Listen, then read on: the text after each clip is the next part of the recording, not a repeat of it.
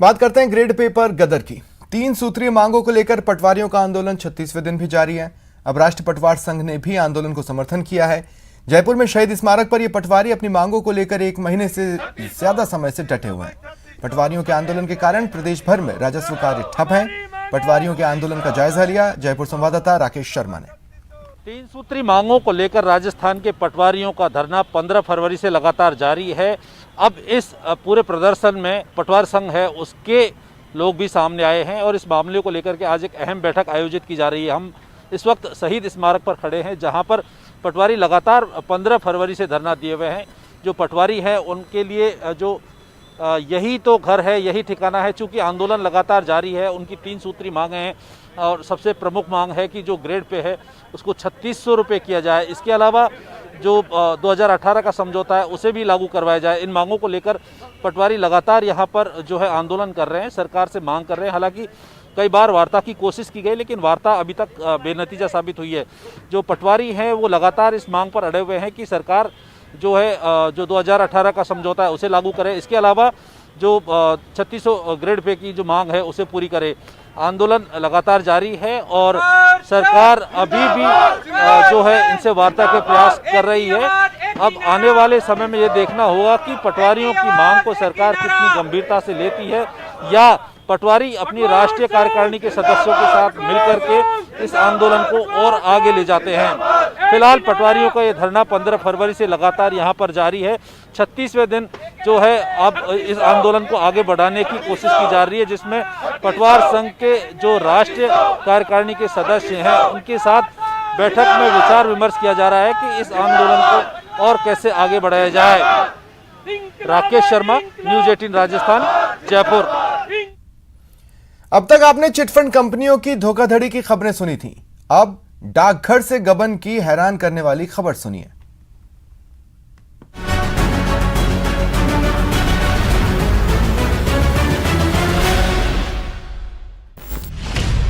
Chit fund की धोखाधड़ी हुई पुरानी। अब सुनिए डाकघर के गबन की कहानी। सारी कमाई साहब गए डकार। कहां जाएं, किससे करें गुहार। अजब धोखाधड़ी, गजब किस्सा। मेरे खाते में करीबन 4,72,000 रुपए बोल रहे हैं और जब मैंने ये डेयरी को चेकअप कराई तब उसमें करीबन 200 रुपए ही है। चुन्नीलाल के खाते में 4,72,000 रुपए बताए गए, लेकिन जब उन्होंने डायरी की पड़ताल कराई तो उसमें सिर्फ 200 रुपए ही मिले। जी हाँ, सिर्फ 200 रुपए। और उनकी बर्बादी की जिम्मेदार कोई चिटफंड कंपनी नहीं, वो डाकघर है जो भरोसे का प्रतीक है, जिस पर पीढ़ियां भरोसा करती आई हैं, जो सरकारी है, वो सरकार जिसे आम आदमी चुनता है, जो देश चलाती है।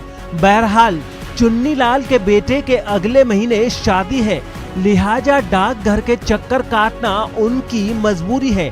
लेकिन पोस्टमैन सीधे मुंह बात नहीं करता और जो पोस्टमैन है वो हमारे को न तो संतोषजनक जवाब दे रहा है, नहीं हमारे का कह रहा है कि हमारे पास कोई पैसा नहीं है, आप अपनी कार्रवाई करो।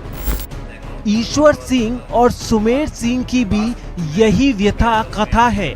पेट काट कर जोड़ी गई पाई पाई मिलने के आसार दूर दूर तक दिखाई नहीं दे रहे।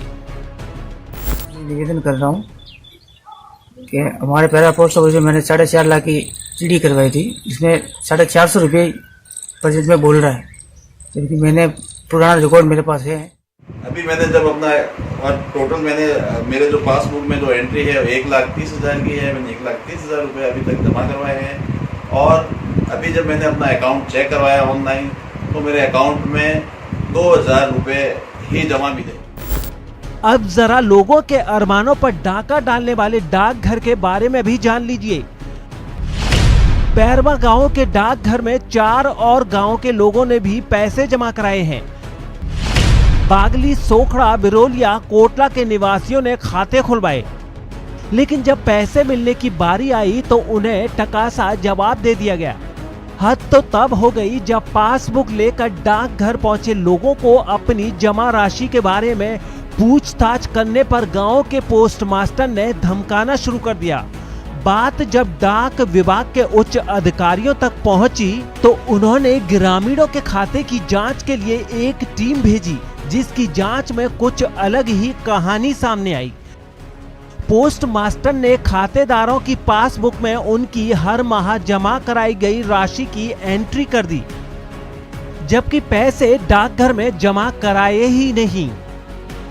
मामले की नजाकत को देखते हुए फालना उपमंडल के निरीक्षक ने डाकपाल के खिलाफ फालना थाने में मामला दर्ज कराते हुए 6,36,237 रुपए के गबन का केस दर्ज कराया है।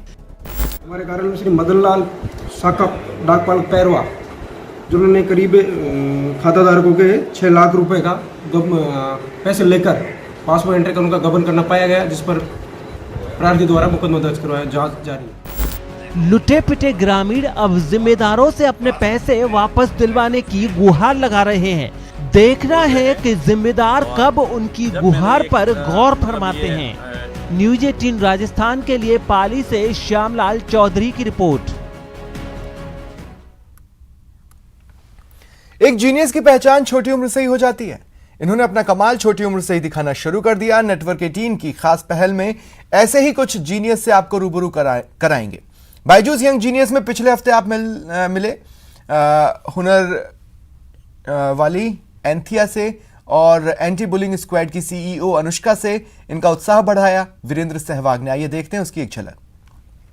मैं हूं आनंद नरसिम्हन, इस जादुई दुनिया में आपका होस्ट और साथी, जो आपको मिलवाने वाला है ऐसी ही यंग जीनियस से जिसके वायलिन छूते ही माहौल मैजिकल हो जाता है।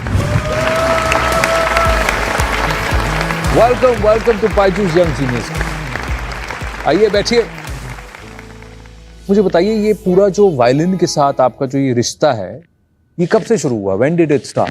जब मैं 2 साल की थी, मैं मम्मा को बहुत बार कहती थी कि मुझे वायलिन सीखना है, मुझे वायलिन सीखना है।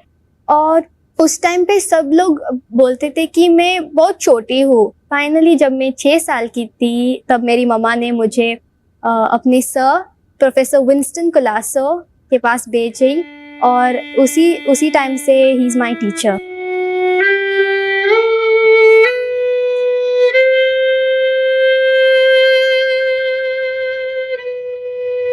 Althea, you're remarkable. Your violin playing transported me to different countries and different times, and I hope you continue. There are few enough Western classical musicians that we have in India. अब वक्त हो गया है हमारी दूसरी genius को बुलाने का।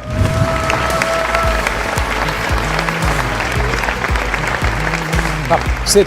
हाय अनुष्का। हाय। ये आपके टी शर्ट में क्या लिखा है? मैं जब आप एंट्री कर रही थी मैंने देख रहा था कि आपने क्या हम किसी से बुली नहीं। अरे वाह, बहुत अच्छा मैसेज है ये। Anushka, first of all, thank you very much for doing this great gesture, and I'm really happy. If I can help you anywhere, just let me know.